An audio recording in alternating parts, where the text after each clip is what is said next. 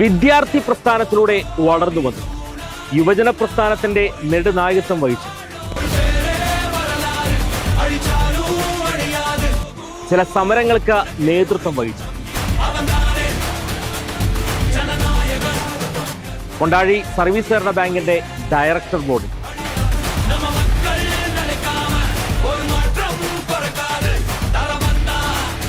ഒപ്പം കൊണ്ടാഴി ഗ്രാമപഞ്ചായത്തിന്റെ മെമ്പറായും, എന്തിനേറെ പറയുന്നു, ലീഗിനും UDFിനും സമുന്നതനായ ഒരു വ്യക്തിത്വം.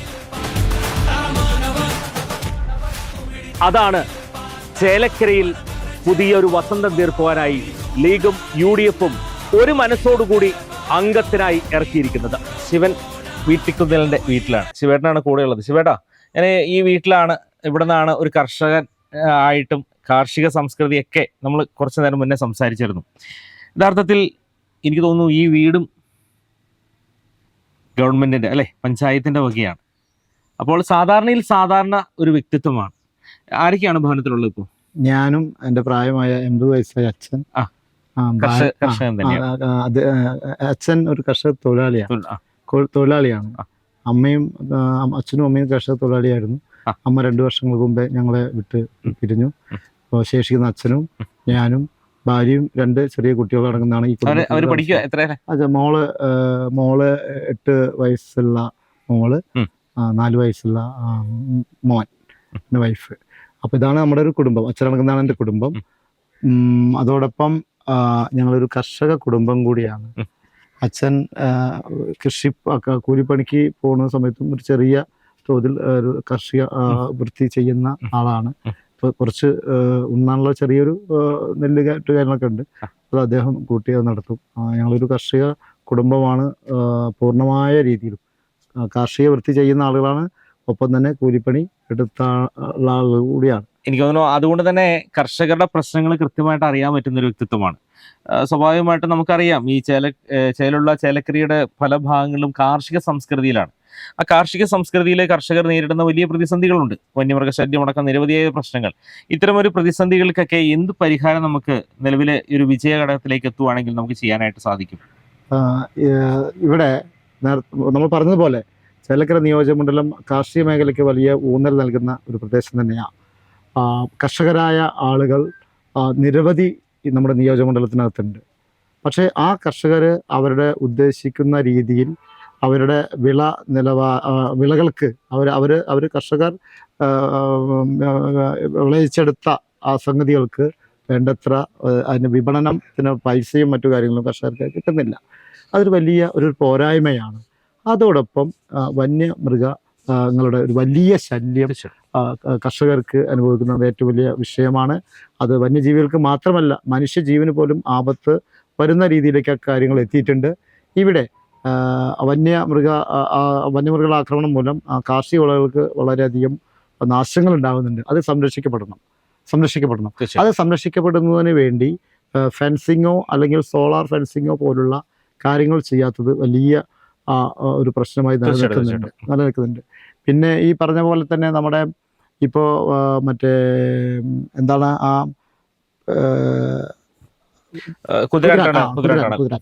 കുതിരാന്റെ അതിന് അവിടെ വേണ്ടത്ര രീതിയിൽ അതിൻ്റെ ഒരു വിദഗ്ധരുമായൊക്കെ വളരെ എക്സ്പെർട്ടൈസായ ആളുകളുമായൊക്കെ രൂപകൽപ്പന ചെയ്തിരുന്നെങ്കിൽ, അല്ലെങ്കിൽ അത് ആ കാര്യങ്ങൾ കുറെ കൂടി വളരെ ഭാവനാത്മകമായി അല്ലെങ്കിൽ വളരെ ചിന്താശക്തിയോട് കൂടി ചെയ്തിരുന്നുവെങ്കിൽ അവിടെ വലിയ ഒരു കടക് പോലുള്ള സംഭവങ്ങളോ കാര്യങ്ങളൊക്കെ ഉണ്ടായിരുന്നെങ്കിൽ അവിടെ നിന്നുള്ള ഈ ആനകൾ ഉൾപ്പെടെയുള്ള കാര്യങ്ങൾ വരാതിരിക്കുമായിരുന്നു. അതുവഴിയാണ്, കുതിരാൻ വഴിയാണ് ഇപ്പോൾ ഈ ചേലക്കരയിലോട്ട് ഈ മുള്ളൂർക്കര പ്രദേശങ്ങളിലും തോന്നൂർക്കരയുടെ പല ഭാഗങ്ങളിലും ഒക്കെ ആനകൾ ഉൾപ്പെടെയുള്ള വന്യമൃഗങ്ങൾ ഇവിടേക്ക് വരാനുള്ള ഒരു വലിയ തോതിൽ ഇവിടെ വന്നത്. അത് അവിടെ കൃത്യമായ ഒരു പ്ലാനിങ്ങോട് കൂടി അത് വരാതിരിക്കാൻ വേണ്ട നടപടികൾ നമ്മൾ സ്വീകരിക്കണമായിരുന്നു. അപ്പോൾ അവിടെ ഒരു ചെറിയ ഒരു പോരായ്മക്കുറവ് അല്ലെങ്കിൽ അത് സംഭവിച്ചിട്ടുണ്ടോ എന്നുള്ളത് കൂടി എനിക്ക് തോന്നുന്നു.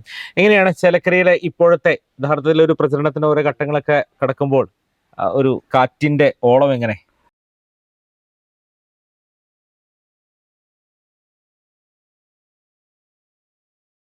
നമുക്കറിയാം, പ്രചരണത്തിന്റെ ഒരു അവസാന ഘട്ടത്തിലേക്ക് ഇങ്ങനെ മുറുകുന്ന ചൂടിലും അല്ലെ, നല്ല ചൂടിലും ഇങ്ങനെ ഉറുകിക്കൊണ്ടിരിക്കുകയാണ്. എത്രത്തോളം ഒരു UDF-ന് അനുകൂലമായൊരു തരംഗം ചേലക്കരയിൽ ഇപ്പോഴുണ്ട്. തീർച്ചയായും നമ്മൾ ഈ നിയോജകമണ്ഡലത്തിൻ്റെ പല ഭാഗങ്ങളിലൂടെ സഞ്ചരിക്കുമ്പോൾ വലിയ സ്വീകാര്യത എനിക്ക് ലഭിക്കുന്നുണ്ട്. അത് ഞാനൊന്ന് ഈ നാട്ടുകാരനാണ്, ചേലക്കരക്കാരനാണ്. കഴിഞ്ഞ 10-30 വർഷക്കാലമായി പൊതുരംഗത്ത് നിൽക്കുന്ന എനിക്ക് എൻ്റെ മുന്നണിയും പാർട്ടിയും ഒരു അവസരം നൽകിയിരിക്കുക, UDF പൊതുസ്വതന്ത്രനായി. അപ്പോൾ അത് ജനങ്ങൾക്കിടയിൽ, പൊതുജനത്തിനിടയിൽ ഒരു വലിയ സ്വീകാര്യത എനിക്ക് പലയിടങ്ങളിൽ പോകുമ്പോൾ കിട്ടിയിട്ടുണ്ട്. സംഘടനാപരമായിട്ടുള്ള പല പ്രവർത്തനങ്ങളുമായി ബന്ധപ്പെട്ട് പല പഞ്ചായത്തുകളിലൂടെ പോകുമ്പോൾ അതിൻ്റെ ഒരു ആത്മബന്ധം, യൂത്ത് കോൺഗ്രസിൻ്റെ നിയോജകമണ്ഡലം കമ്മിറ്റിയുടെ പ്രസിഡൻ്റായിരുന്ന കാലഘട്ടങ്ങളിൽ ഈ 9 പഞ്ചായത്തുകളിൽ ഞാൻ ഉണ്ടാക്കിയെടുത്ത ഒരു വലിയ സൗഹൃദ വലയങ്ങളുണ്ട്. രാഷ്ട്രീയത്തിനപ്പുറത്തുള്ള കുറേ ബന്ധങ്ങളുണ്ട്, ഇതര രാഷ്ട്രീയ പാർട്ടികളായിട്ടുള്ള ആ ബന്ധങ്ങളുണ്ട്. അതുപോലെ തന്നെ വ്യാപാര രംഗത്തുള്ള ഒട്ടേറെ സുഹൃത്തുക്കളുണ്ട്. വിവിധ മേഖലകളിലുള്ള ഡ്രൈവേഴ്സ് യൂണിയൻ അവപ്പെട്ട ആളുകളുണ്ട്. അങ്ങനെ സമൂഹത്തിൻ്റെ വിവിധ തട്ടുകളിലുള്ള ആളുകളുമായി ഈ കഴിഞ്ഞ 3 പതിറ്റാണ്ടിലധികമായി നിൽക്കുന്ന എനിക്കൊരു ആത്മബന്ധം ഉണ്ടാക്കിയെടുക്കാൻ കഴിഞ്ഞിട്ടുണ്ട്. ആ ആത്മബന്ധത്തിൻ്റെ പുറത്ത് ഈ മണ്ഡലത്തിനകത്ത് എല്ലാവിടെയും ചെല്ലുമ്പോൾ ഒരു വലിയ സ്വീകാര്യത എനിക്ക് ലഭിക്കുന്നുണ്ട്. കോൺഗ്രസിന്റെ ഉള്ളില് യാതൊരുവിധ പടലപ്പണക്കങ്ങൾ ഇവിടെ അങ്ങനെ വല്ലതും ഉണ്ടോ? ഒരിക്കലുമില്ല. അത് കാരണം ഇവിടെ കോൺഗ്രസിനകത്ത് ഇത് ഇന്ത്യൻ മുസ്ലിം ലീഗിന് അനുവദിച്ച ഒരു ലീഗ് സീറ്റ്, ആ ലീഗ് സീറ്റ് ഇത് വന്നപ്പോൾ ലീഗിന്റെ നേതാക്കൾ, ഉന്നത അധികാരമുള്ള നേതാക്കൾ കോൺഗ്രസിന്റെയും മറ്റു ഘടകകക്ഷികളുടെ നേതാക്കളുമായി ആശയവിനിമയം നടത്തി ടീം യു ഡി എഫ് ഏകീകൃതമായി ടീം UDF തീരുമാനമെടുത്ത ഇതിന്റെ ഭാഗമായിട്ടാണ് UDF-ന്റെ സ്ഥാനാർത്ഥിയായി ഞാൻ ഇവിടെ മത്സരരംഗത്ത് വരുന്നത്.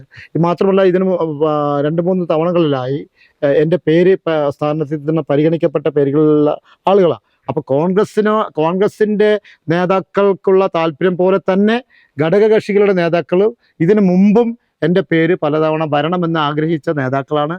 ഇപ്പോൾ വന്നപ്പോൾ എല്ലാ ഘടകകക്ഷിയിലുള്ള നേതാക്കന്മാരും ടീം UDF-ന്റെ എല്ലാവരും ഇതിന്റെ ഭാഗമായി ചേർന്ന് നിന്നുകൊണ്ട് എൻ്റെ വിജയത്തിന് വേണ്ടി അവർ ഒരുമിച്ച് പ്രവർത്തകരെല്ലാം തീർച്ചയായിട്ടും പ്രവർത്തകരൊക്കെ വലിയ ആവേശത്തിലാണ്.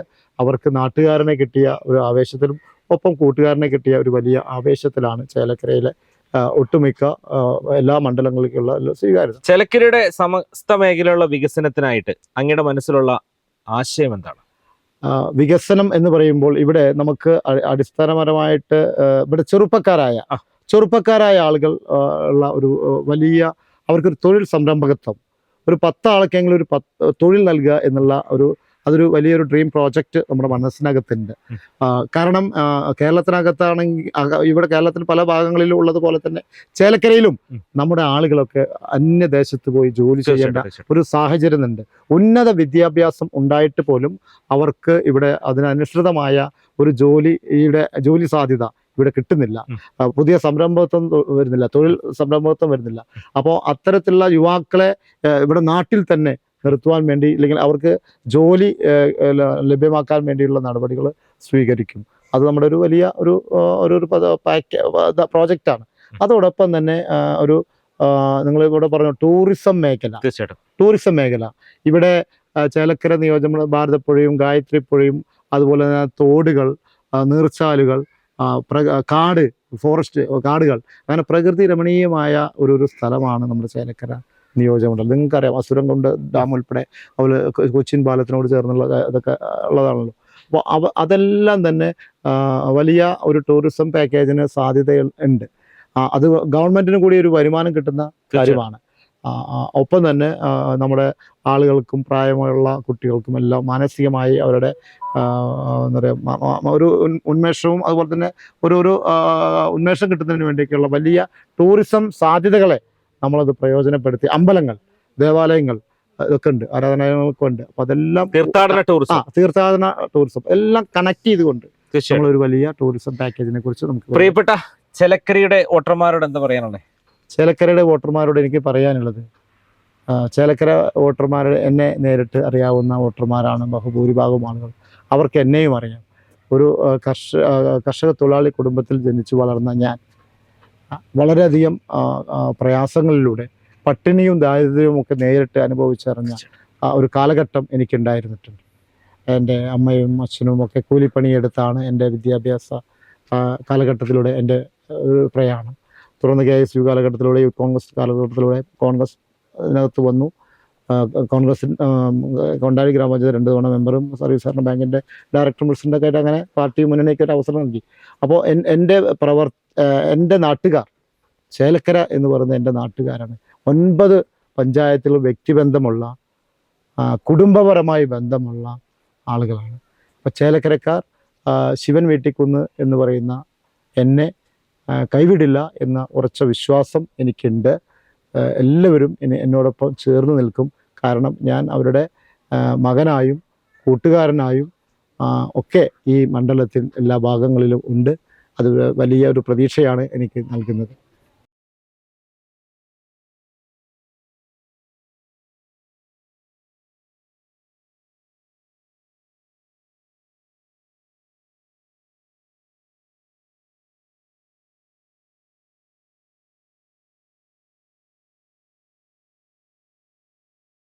നമുക്കറിയാം ചേലക്കര നിയോജകമണ്ഡലം പിന്നോക്ക വിഭാഗത്തിനാണ്. സ്വാഭാവികമായിട്ടും അങ്ങ് പ്രചരണത്തിന്റെ ഓരോ ഘട്ടങ്ങളിലൂടെ കടന്നു പോകുമ്പോൾ പല ഉന്നതികളിലൂടെ സഞ്ചരിച്ചിട്ടുണ്ട്.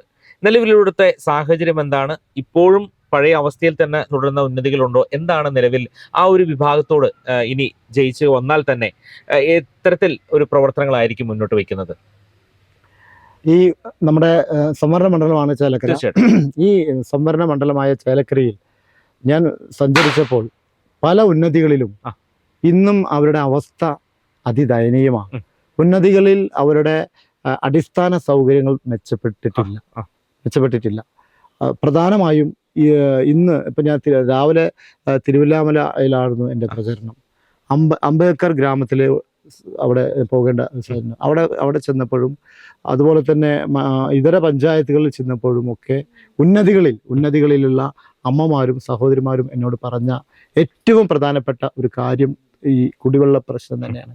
ഇന്നും പരിഹരിക്കപ്പെടാതെ കുടിവെള്ള പ്രശ്നം ഉന്നതികളിലുണ്ട്. അതുപോലെ തന്നെ അവർക്ക് പാർപ്പിടം, ഭവനം ചോർന്നൊലിക്കുന്ന വീടിൻ്റെ അവസ്ഥകൾ ചൂണ്ടിക്കാണിച്ചിട്ടുണ്ട്. ഭിത്തികൾ പൊട്ടി അങ്ങനെയുള്ള സാഹചര്യങ്ങളുണ്ട്. അപ്പോൾ ഉന്നതികളിൽ എന്താ പറയുക, അവരിങ്ങനെ പുറമോടിക്ക് പറയുന്നു ഉന്നതികൾ എല്ലാം തന്നെ വേണ്ട സൗകര്യങ്ങൾ ചെയ്തു കൊടുത്തു എന്ന് പറയുന്നുണ്ടെങ്കിൽ തന്നെ ഇപ്പോഴും നിയോജകമണ്ഡലത്തിലെ പല ഉന്നതികളിലും കുടിവെള്ളവും അതുപോലെ തന്നെ ഭവനം ഉൾപ്പെടെയുള്ള കാര്യങ്ങൾ വഴിവിളക്കും വഴിയുമില്ല. അങ്ങനത്തെ സാഹചര്യങ്ങളുണ്ട്. പല പഞ്ചായത്തുകൾ എനിക്ക് ഉണ്ടായിട്ടുണ്ട്. ഒരു ഉന്നതിയിലെ ഒരാള് മരണപ്പെട്ടാൽ ആ സംസ്കാര ചടങ്ങിന് വേണ്ടി വാഹനം അവിടെ എത്താൻ പറ്റാത്ത സാഹചര്യങ്ങളുള്ള ഉന്നതികളുണ്ട്. അപ്പോൾ അത്ര ഇടങ്ങളിലൊക്കെ അത് പരിഹരിക്കപ്പെടേണ്ടതുണ്ട്. അപ്പോൾ ഉന്നതികളുടെ ഇന്നും അവസ്ഥ മെച്ചപ്പെട്ടു എന്ന് പറയുന്നതിൽ അർത്ഥമില്ല. അവരുടെ അടിസ്ഥാന സൗകര്യങ്ങൾ ഇന്നും പിന്നോക്ക അവസ്ഥയിൽ തന്നെ എന്നുള്ളതാണ് ഇതിലൂടെ നമുക്ക് മനസ്സിലാവുന്നത്.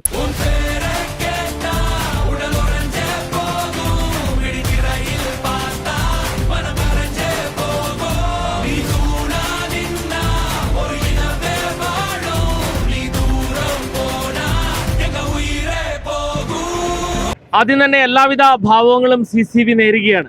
നമുക്കറിയാം കത്തുന്ന ചൂടാണ്. പക്ഷേ ചേലക്കരയുടെ ഈ ചൂട് യഥാർത്ഥത്തിൽ ഫലം വരുമ്പോൾ മനസ്സ് നിറയും. ചേലക്കരക്കാർക്ക് ഇക്കുറി UDFന്റെ ഒരു തരംഗമാകുന്ന ഒരു തലത്തിലേക്കാണോ കാര്യങ്ങൾ പോകുന്നത്? ഉറപ്പായും ചേലക്കരക്കാർക്ക് ഇത്തവണ ഏറെ സന്തോഷിക്കുവാനുള്ള ഒരു വലിയ സാഹചര്യമുണ്ട്. കുറച്ച് നാളുകൾക്ക് ശേഷം, വർഷങ്ങൾക്ക് ശേഷമാണ് നാട്ടുകാരിൽ നിന്നും ഒരു നാട്ടുകാരനായ എന്നെ എൻ്റെ പാർട്ടിയും എൻ്റെ മുന്നണിയും എടുത്തിരിക്കുന്നത്.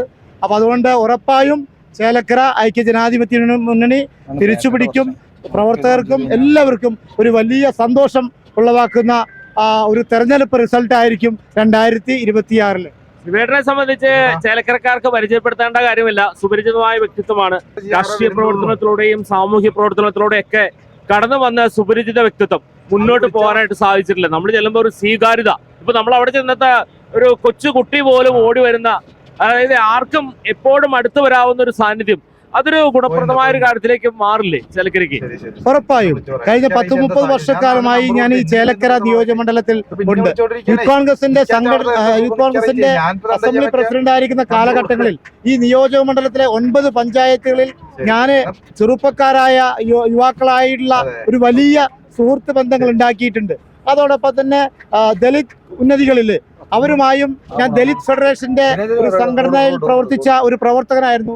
അതിന്റെ ജില്ലാ സംസ്ഥാന തലങ്ങളിൽ പ്രവർത്തിച്ച ഒരു പ്രവർത്തകൻ എന്ന നിലയ്ക്ക് ചേലക്കര നിയോജക മണ്ഡലത്തിന്റെ വിവിധ ഉന്നതികളിൽ വളരെ അടുപ്പവും ബന്ധവും കുടുംബ ബന്ധങ്ങളും ആഴമുള്ള ഒരു വ്യക്തി കൂടിയാണ് ഞാൻ. അതോടൊപ്പം തന്നെ നിയോജകമണ്ഡലത്തിന്റെ പല മേഖലകളിലായി പല തൊഴിലാളി സമൂഹങ്ങളായി അതുപോലെ തന്നെ വിവിധ മേഖലകളിലുള്ള ഓട്ടോറിക്ഷ ഓടിക്കുന്ന നമ്മുടെ തൊഴിലാളി സുഹൃത്തുക്കൾ അതുപോലെ തന്നെ വിവിധ മേഖലകളിലുള്ള മുഴുവൻ ആളുകളുമായും ഒക്കെ വലിയ ഒരു സുഹൃത്ത് ബന്ധം കഴിഞ്ഞ 10-30 വർഷക്കാലമായി എടുത്തുള്ള ഒരു പ്രവർത്തകനാണ് ഞാൻ. അതുകൊണ്ട് മണ്ഡലത്തിനകത്ത് ഏത് പഞ്ചായത്തുകളിലേക്ക് പോകുമ്പോൾ അതിൻ്റെതായ ഒരു വലിയ സ്വീകാര്യത എനിക്ക് ലഭിക്കുന്നുണ്ട്. ഉറപ്പായും ആ ഒരു സ്വീകാര്യത തന്നെയാണ് എൻ്റെ വിജയത്തിൽ എനിക്കുള്ള വലിയ ശുഭപ്രതീക്ഷ. യഥാർത്ഥത്തിൽ 10 വർഷത്തെ വികസന നേട്ടമൊക്കെ ഉയർത്തി കാണിച്ച LDF പ്രചരണ രംഗത്ത് വരുമ്പോൾ യഥാർത്ഥത്തിൽ ഈ ചേലക്കര നിയോജക മണ്ഡലം 10 വർഷത്തെ പിന്നോട്ടടി വികസന മുരടിപ്പ് അതായിരുന്നു സത്യത്തിൽ സംഭവിച്ചത്. യഥാർത്ഥത്തിൽ ഈ ഗവൺമെന്റിന്റെ 10 വർഷമായി ജനങ്ങൾ വളരെയധികം ദുരിതപൂർണമായ ഒരു സാഹചര്യത്തിലൂടെയാണ് പോകുന്നത്. അടിസ്ഥാന പ്രശ്നങ്ങളായ കുടിവെള്ളം, ഞാൻ പല ഉന്നതികളിലും പല മേഖലകളിൽ ചെല്ലുമ്പോൾ പ്രായമായ അമ്മമാര്, ഉമ്മമാര്, സഹോദരിമാര് അവരിന്നും വെള്ളത്തിനായി, കുടിവെള്ളത്തിനായി അവർ കേഴുന്ന ഒരവസ്ഥ, ദയനീയമായ അവരുടെ സങ്കടം. ഭാരതപ്പുഴയും ഗായത്രി പുഴയും ഒക്കെ സംഗമിക്കുന്ന പ്രദേശങ്ങളായ ഗ്രാമപഞ്ചായത്തുകളും പ്രദേശങ്ങളൊക്കെ ഉൾപ്പെടുന്ന ഒരു നിയോജകമണ്ഡലം. എന്നിട്ട് പോലും അടിസ്ഥാന പ്രശ്നമായ കുടിവെള്ളത്തിൽ ഒരു പരിഹാരം കാണുന്നതിന് വേണ്ട നടപടികളോ അല്ലെങ്കിൽ അതിന്റെ ആവശ്യങ്ങളോ ഇന്നും നിറവേറിയിട്ടില്ല എന്ന നിരവധിയായ പ്രശ്നങ്ങളുണ്ട്. ഇവിടെ അടിസ്ഥാന സൗകര്യങ്ങളുടെ ഇല്ലായ്മ, ഇതൊക്കെ വെച്ച് നോക്കുമ്പോൾ ശിവേട്ടന്റെ ഒരു മുന്നിലേക്കുള്ള സ്വപ്നം എന്താണ്? താലൂക്ക് ഗവൺമെന്റ് ആശുപത്രി, ആ ആശുപത്രിയുടെ കാര്യം എടുത്തു നോക്കുകയാണെങ്കിൽ നമുക്കറിയാൻ കഴിയും അവിടെ വേണ്ടത്ര സ്റ്റാഫിന്റെ പാറ്റേൺ വളരെ കുറവാണ്. സാധാരണക്കാരായ ആളുകൾ അധിവസിക്കുന്ന തിങ്ങിപ്പാർക്കുന്ന ഒരു പ്രദേശം കൂടിയാണല്ലോ ചേലക്കര. അപ്പോൾ സാധാരണക്കാരായ ആ ആളുകൾ അവരുടെ ഒരു വളരെ പെട്ടെന്ന് വളരെ അത്യാവശ്യമായി ഒരു അസുഖം വന്നാൽ ഓടിച്ചെല്ലേണ്ട ഒരു ആശുപത്രിയാണ് താലൂക്ക് ആശുപത്രി. പക്ഷേ അവിടെ അടിസ്ഥാന പ്രശ്നങ്ങളുണ്ട്. അവിടെ മതിയായ രീതിയിൽ സ്റ്റാഫുകളില്ല, മതിയായ സൗകര്യങ്ങളില്ല. അടിയന്തര സാഹചര്യത്തിൽ നമ്മൾ തൃശ്ശൂർ മെഡിക്കൽ കോളേജ് അതുപോലെ തന്നെ സ്വകാര്യ ആശുപത്രികളെ ആശ്രയിക്കേണ്ട ഒരു വലിയ ഗതികേടാണ് ഇപ്പോൾ നമ്മുടെ ചേലക്കരയിലുള്ള ആളുകൾ അനുഭവിക്കുന്ന ഒരു ദുരവസ്ഥ. ആ ദുരവസ്ഥയ്ക്ക് ഐക്യ ജനാധിപത്യ മുന്നണി നേതൃത്വം കൊടുക്കുന്ന ഒരു ഗവൺമെന്റ് ഇവിടെ ഉറപ്പായും വരും. ആ ഗവൺമെന്റ് വന്നാൽ ഇത്തരം കാര്യങ്ങളൊക്കെ വളരെയധികം മാറ്റമുണ്ടാകുമെന്നുള്ള കാര്യത്തിൽ ഒരു തർക്കവുമില്ല എന്നുകൂടി ഞാൻ ഈ അവസരത്തിൽ പറഞ്ഞു. ചേലക്കര നിയോജക മണ്ഡലത്തെ സംബന്ധിച്ച് പിന്നോക്ക വിഭാഗമാണ്. പക്ഷേ അടിസ്ഥാനപരമായി 10 വർഷം എടുത്തു നോക്കിക്കഴിഞ്ഞാൽ ഈ പിന്നോക്ക വിഭാഗത്തിന് എന്ത് ചേർത്ത് പിടിക്കലാണ് നടത്തിയിരിക്കുന്നത്? അതാണ് ഞാൻ പറഞ്ഞു വരുന്നത്. തുടർച്ചയായി 30 വർഷം ഒരേ മുന്നണിയിൽപ്പെട്ട ആളുകളാണ് ഇവിടെ ജനപ്രതിനിധികളായി വന്നിരിക്കുന്നത്. MLAയും മന്ത്രിയും ഒക്കെ ആയിരുന്ന ജനപ്രതിനിധികൾ. വ്യക്തിപരമായി ഞാൻ പറയുന്നതല്ല. പക്ഷേ ഒരു കാര്യം പറയാണ്, ഇവിടെ ദലിത് വിഭാഗങ്ങളുള്ള ഉന്നതികളിൽ അവരുടെ അടിസ്ഥാന പ്രശ്നങ്ങൾ പരിഹരിക്കപ്പെടുന്നതിന് വേണ്ട ഒരു നടപടിയും ഉണ്ടായിട്ടില്ല എന്നുകൂടി പറയുകയാണ്. ദലിത് ഉന്നതികളിൽ ധാരാളം ചെറുപ്പക്കാരായ ആളുകൾ, ഉയർന്ന വിദ്യാഭ്യാസ യോഗ്യതയുള്ള ആളുകളൊക്കെ അധിവസിക്കുന്ന പ്രദേശങ്ങളുണ്ട്. തൊഴിൽ സംരംഭകത്വം കൊണ്ടുവരാനുള്ള വലിയ സാധ്യതകളുണ്ട്. അതൊന്നും തന്നെ ഈ വിഭാഗത്തിൽപ്പെടുന്ന ആളുകൾക്ക് അത് ചെയ്യുന്നില്ല എന്നുള്ള ഒരു വലിയ ഒരു വിഷമം പല പ്രദേശങ്ങളിലൂടെ ചെല്ലുമ്പോൾ അവരിൽ നിന്ന് കേട്ടറിഞ്ഞ് കണ്ടറിഞ്ഞ് എനിക്ക് മനസ്സിലാക്കാൻ കഴിഞ്ഞുള്ള കാര്യങ്ങളാണ്. നമുക്കറിയാൻ പറ്റും, ഒരു കാർഷിക സംസ്കൃതിയുടെ നാടാണ് ചേലക്കര. ചേലുള്ള ചേലക്കര ഒരു കർഷകനാണ്.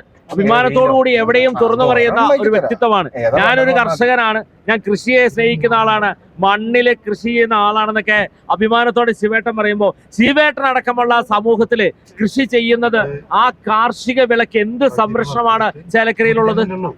തീർച്ചയായും ഞാനും ഒരു കർഷക തൊഴിലാളി കുടുംബത്തിൽ ജനിച്ചു വളർന്ന ഒരു ആളാണ്. എൻ്റെ അമ്മയും അച്ഛനും ഒക്കെ പാടത്ത് പണിക്ക് പോയി കൂലിപ്പണിയെടുത്ത് കാർഷിക വൃത്തി ചെയ്യുന്ന ആളുകളാണ്. അപ്പോൾ കർഷക തൊഴിലാളികളായ കുടുംബമാണ്, കർഷകരായ ആളുകൾ കൂടിയാണ് ഞങ്ങൾ. അപ്പോൾ ചേലക്കര നിയോജകമണ്ഡലത്തിൽ നിരവധിയായ കർഷകരുണ്ട്. ആ കർഷകർക്ക് അവരുടെ കാർഷിക വിപണനം അതുമായി ബന്ധപ്പെട്ട് അവർക്ക് തുച്ഛമായ വേതനം മാത്രമാണ് കിട്ടുന്നത്. അവർക്ക് മതിയായ രീതിയിൽ അവരുടെ വിളവെടുപ്പ് കഴിഞ്ഞാൽ അവർക്ക് അതിന്റെ കൂലി വന്യമൃഗശല്യം രൂക്ഷമല്ലേ? അതേപോലെ തന്നെ വന്യമൃഗ ശല്യം കർഷകർക്ക് മാത്രമല്ല മനുഷ്യ ജീവന് പോലും വലിയ ഒരു ആപത്തായി വിപത്തായി മാറിക്കൊണ്ടിരിക്കുന്ന ഒരു സാഹചര്യം നിലവിലുണ്ട്. കാർഷിക വിളകൾ നശിപ്പിക്കുന്നുണ്ട്. കർഷകർ അതിലേറെ ആശങ്കയിലാണ്, അവർ ഭയപ്പാടിലാണ്. അവരുടെ കാർഷിക നിവൃത്തി കൊണ്ട് ജീവിക്കുന്ന നിരവധി കർഷകർ അധിവസിക്കുന്ന ഒരു പ്രദേശമാണ്. അപ്പോൾ ഈ വന്യജീവികൾ നശിപ്പിക്കുന്ന കാർഷിക വിളകൾക്ക് ഫെൻസിങ്ങോ സോളാർ ഫെൻസിങ്ങോ പോലുള്ള നടപടികളുടെ കാര്യത്തിൽ കർഷകർക്ക് ഒരു സംരക്ഷണം നൽകുന്ന കാര്യത്തിലൊക്കെ ഗവൺമെന്റ് ഒരു മെല്ലെ പോക്ക് നയം ഉണ്ട്. തീർച്ചയായും ഐക്യജനാധിപത്യ മുന്നണി നേതൃത്വം കൊടുക്കുന്ന ഗവൺമെന്റ് വരുമ്പോൾ ഇതിനൊക്കെ ഒരു ശാശ്വതമായ ഒരു പരിഹാരം കാണാൻ വേണ്ട കാര്യങ്ങൾ നമ്മളോട് ചെയ്യും, നടപടികൾ ചെയ്യും. ഒറ്റ കാര്യം, മുന്നിലേക്ക് പോകുമ്പോൾ മുന്നിലേക്കുള്ള വീക്ഷണം എന്താണ് ചേട്ടാ? നമ്മൾ നിലവിൽ എന്താണ് മുന്നിലേക്ക് വെക്കുന്ന ഒരു ആശയം, ജനങ്ങൾക്ക് കൊടുക്കുന്ന ഒരു സമ്മാനം എന്തായിരിക്കും? യുവാക്കൾക്ക് ഇവിടെ ഒരു തൊഴിൽ സംരംഭകത്വം വളരെ കുറവാണ്. എല്ലാവരും അന്യ സംസ്ഥാനങ്ങളിലേക്കും അതുപോലെ തന്നെ വിദേശത്തേക്ക് പോകുന്ന സാഹചര്യം കേരളത്തിലുടനീളമുണ്ട്, ചേലക്കരയിലുമുണ്ട്. അപ്പോൾ തൊഴിലില്ലാത്ത ചെറുപ്പക്കാരായ ആളുകൾക്ക് അവരുടെ വരുമാന മാർഗം ഉണ്ടാക്കാൻ വേണ്ടി, വർദ്ധിപ്പിക്കാൻ വേണ്ടിയുള്ള സംരംഭകത്വങ്ങൾ ചെയ്യാൻ വേണ്ടിയുള്ള നടപടികളുമായി നമ്മൾ മുന്നോട്ട് പോകും. അതേപോലെ തന്നെ ഇവിടെ നമുക്ക് ഗായത്രി പുഴയും ഭാരതപ്പുഴയും ഒക്കെ സംഗമിക്കുന്ന പ്രദേശങ്ങളുമാണ്. തോടുകളും നീർച്ചാലുകളും അതുപോലെ തന്നെ നീർച്ചാലുകളും ഒക്കെ ഉള്ള പ്രകൃതി രമണീയമായ ഒരു സ്ഥലമാണ് നമ്മുടെ ചേലക്കര നിയോജകമണ്ഡലത്തിൻ്റെ കാടും മേടും കുന്നും മലയും ഒക്കെ നിറഞ്ഞ ഒരു പ്രദേശം. അതുകൊണ്ട് ഇവിടെ എന്താ പറയുക, ടൂറിസം പാക്കേജിന് വലിയൊരു സാധ്യത നിലനിൽക്കുന്നുണ്ട്. അത് ഗവൺമെന്റിലേക്ക് ഒരു നികുതിയുള്ള ഒരു വരുമാന മാർഗം കൂടിയാണ്. അപ്പോൾ ആ ടൂറിസം മേഖലയെ പരിപോഷിപ്പിക്കുവാൻ വേണ്ടി, അത് നടപ്പിലാക്കാൻ വേണ്ടിയുള്ള പദ്ധതികളൊക്കെ തന്നെ നമ്മുടെ മനസ്സിനകത്തുണ്ട്. അതൊക്കെ ഇവിടുത്തെ നാട്ടുകാരോടും അല്ലെങ്കിൽ ഇവിടുത്തെ വോട്ടർമാരോടും അവിടെ അഭിപ്രായങ്ങൾ നിർദ്ദേശങ്ങൾ സ്വീകരിച്ചുകൊണ്ട് ജനപ്രതിനിധികളായ ആളുകളെ ചേർത്ത് നിർത്തിക്കൊണ്ട് വിദഗ്ധരായ ആളുകളെ കൂടി അവരുടെ അഭിപ്രായങ്ങളും നിർദ്ദേശങ്ങളും ഒക്കെ അനുസരിച്ചുകൊണ്ടുള്ള ഒരു നല്ല ഒരു ടൂറിസം പാക്കേജ് നടപ്പിലാക്കുവാൻ നമ്മളിവിടെ ഉദ്ദേശിക്കുന്നുണ്ട്.